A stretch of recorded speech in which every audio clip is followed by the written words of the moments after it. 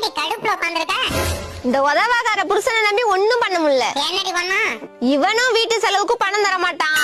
நான் பணத்தை சேர்த்து வச்சாலும் அதையும் திருடிட்டு போய் செலவு பண்ணிட்டு வந்துருவான். நீ சக்கரை டப்பாயில ஒளிய வைடி.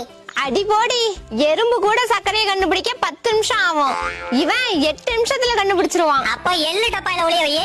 7 நிமிஷத்துல கண்டுபிடிச்சிருவான். அரிசி டப்பா 6 நிமிஷத்துல. அலமாரி 5 நிமிஷத்துல. நாற்காலி கடியில 4 நிமிஷம். மோட்டார் ரூம் 3 நிமிஷம். ரேஷன் கார்டு 2 நிமிஷம். ஓட்டுக்கு மேல.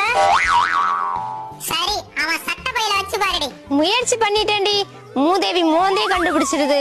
அப்போ உன் புடவையில வைடி. புடவையோட சேர்த்து வித்துருவான். புத்தகத்துல சாரிடி, நானே மறந்துடுவேன்.